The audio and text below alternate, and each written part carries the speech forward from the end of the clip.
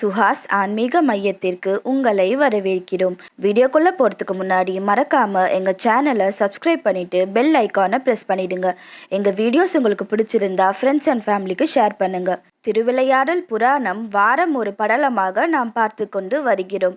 அந்த வகையில் இந்த வாரம் 57வது படலமான வலை வீசின படலம் பற்றி பார்க்கலாம். சிவபெருமானின் 64 திருவிளையாடல்களில் வலை வீசின படலம் 57வது படலமாகும். ஒரு சமயம் கைலாயத்தில் சிவபெருமான் உமையம்மைக்கு வேதத்தின் உட்பொருளை விவரித்து கொண்டிருந்தார்.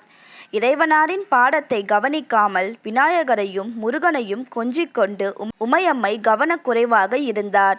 இதனை அறிந்ததும் சிவபெருமான் கோபம் கொண்டு, உமையே, நான் சொல்லி கொண்டிருக்கும் வேதத்தினை தெரிந்து கொள்ள ஆர்வமின்றி கவனக்குறைவாக இருந்ததால் நீ படிப்பறிவு இல்லாமல் மீனவ பெண்ணாக மாற கடவாய் என்று சாபமிட்டார். இதனை கேட்டதும், ஐயனே, தாங்கள் என்னுடைய பிழையை பொறுத்தருளுங்கள், சாபத்தில் இருந்து என்னை காப்பாற்றுங்கள் என்று வேண்டினார். இறைவனாரும் என்னுடைய பக்தனான பரதவன் என்னும் மீனவ தலைவனின் விருப்பத்தை நிறைவேற்ற இந்த திருவிளையாடலை நிகழ்த்தினோம். இறுதியில் உன்னை வந்து யாம் திருமணம் செய்து கொள்வோம், அஞ்ச வேண்டாம் என்று திருவாய் மலர்ந்தருளினார். இதனை பார்த்த முருகர் கோபம் கொண்டு, உங்களது மாயையின் காரணத்தினால்தான் அன்னை கவனக்குறைவாய் இருந்தார், இதற்காக சாபம் கொடுப்பீர்கள் என்று வெகுண்டு தந்தை கையில் இருந்த வேத புத்தகத்தை கிழித்தார். முருகனின் செயலை கண்ட சிவபெருமான் வேத புத்தகத்தை கிழித்ததனால் ஊமையாய் பிறப்பாய் என்று சாபமிட்டார். முருகனும் தனது தவறை உணர்ந்து மன்னிப்பு கேட்டுக்கொண்டு சாப விமோச்சனம் கேட்டார். எப்போது போற்றுதற்குரிய சிறந்த தமிழ் பாடல்களை கேட்டு கண்ணீர் வடிக்கின்றாயோ அப்போது உன் சாபம் நீங்கி என்னிடம் வருவாய் என்றார். முருகர் சாபத்தின்படி தனபதி தருமசாலினி என்ற தம்பதியருக்கு ஊமை மகனாய் பிறந்து போற்றுதற்குரிய சிறந்த தமிழ் பாடல்களை கேட்டு கண்ணீர் வடித்து புலவர் வழக்கை தீர்த்து வைத்தார். இது 55வது திருவிளையாடலில் சொல்லப்பட்டிருக்கிறது. பிறகு விநாயகர் ஓடி வந்து சாஸ்திர புத்தகங்கள் அனைத்தையும் துதிக்கையால் தூக்கி கடலில் எறிந்து விட்டார். சிவபெருமான் சினமுற்று விநாயகருக்கு சாபம் கொடுக்கும் நேரம் நந்திகேஸ்வரர் குறுக்கே வர, நீ கடலில் மீனாய் பிறக்க கடவாய் என அவருக்கு சாபமிட்டார். இதனை கேட்டதும் நந்தி தேவர், ஐயனே, உங்களையும் கைலாயத்தையும் பிரிந்து என்னால் இருக்க இயலாது, தயை கூர்ந்து என்னை காப்பாற்றி அருளுங்கள் என்றார். இறைவனார் நந்திதேவரிடம், மீனவ பெண்ணாக உமையம்மையை திருமணம் செய்ய யாம் வரும்போது உன்னுடைய சாபம் நீங்கும் என்று அருளினார்.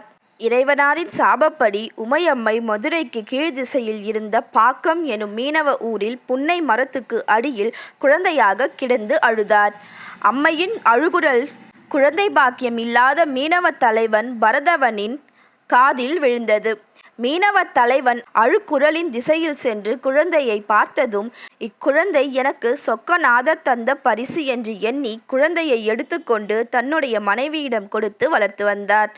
நந்தி தேவரும் சுறா மீனாக பிறந்து கடலில் வீசி எறியப்பட்ட வேதங்களை மீட்டு இறைவனாரிடம் தந்துவிட்டு கடலில் திரிந்து கொண்டிருந்தார். அம்மையும் நாளடைவில் திருமண பருவத்தை எட்டிய குமரி பெண்ணாக ஆனார். கடலில் இருந்த சுறாவானது அங்கு மீன் பிடிக்க வரும் மீனவர்களின் வலையை கிழித்து படகுகளை கவிழ்த்தும் தொந்தரவு செய்து வந்தது. நாளுக்கு நாள் சுறாவின் தொந்தரவு அதிகமாகவே மீனவ தலைவன் சுறாவினை அடக்கும் வீரனுக்கு தன்னுடைய பெண்ணை திருமணம் செய்து தருவதாக முரசு அறிவித்தார். தங்களுடைய உயிருக்கு பயந்து யாரும் சுறா மீனை அடக்க முன்வரவில்லை. இறைவனார் அழகான மீனவ இளைஞனாக தோன்றினார். மீனவ தலைவன் முன் சென்று, ஐயா, எனது பெயர் சொக்கநாதன், என்னுடைய ஊர் மதுரையாகும். நான் வலை வீசி மீன் பிடிப்பதில் வல்லவன். நான் சுறாவினை அடக்கி தங்களுடைய மகளை திருமணம் செய்து கொள்ள விரும்புகிறேன் என்றார். இதனை கேட்டதும் மீனவ தலைவன், தம்பி, நீங்கள் கூறுவது போல் அது ஒன்றும் சாதாரண மீனில்லை. பல வலைகளை கிழித்தும் பல படகுகளை கவிழ்த்தும் உள்ளது அது. ஆகையால் அதனை பிடிப்பது அத்தனை சுலபமில்லை, உன்னால் இயலாது என்றார். அதற்கு சொக்கநாதர், நான் வலை வீசினால் அதில் சிக்காத உயிர்களே கிடையாது. என்னுடைய வலையை தூக்கக்கூட உங்களால் முடியாது, தூக்கி பாருங்கள் என்றார். வலையை தூக்க மீனவர்கள் முயற்சி செய்தனர். எவராலும் வலையை அசைக்க கூட முடியவில்லை. சரி என்று மீனவ தலைவன் அனுமதி கொடுத்தார். இறைவனார் சுறாமீனை பிடிக்க சென்றார். இறைவனார் வலை வீசி சுறா மீனை பிடித்தார். பின்னர் கரைக்கு அதனை இழுத்து வந்து மீனவ தலைவனிடம் காண்பித்தார். மீனவ தலைவனும் ஒப்பந்தம் செய்தபடி தன்னுடைய பெண்ணை மீனவனான இறைவனாருக்கு திருமணம் செய்து வைத்தார். பின்னர் மணமக்கள் பார்வதி பரமேஸ்வரனாக மீனவர்களுக்கு காட்சியளித்தனர். இதனை கண்ட பரதவனுக்கு அவன் மனைவிக்கும் மோட்சத்தை கொடுத்து கைலைக்கு அனுப்பினார் இறைவன். சுறா மீனாக இருந்த நந்தி தேவரும் சுயரூபம் பெற்று கைலையினை அடைந்தார். இறைவனார் சொக்கநாதராக மாறி மீனாட்சி அம்மனுடன் மதுரையம்பதியில் இனிது வீற்றிருந்தார்.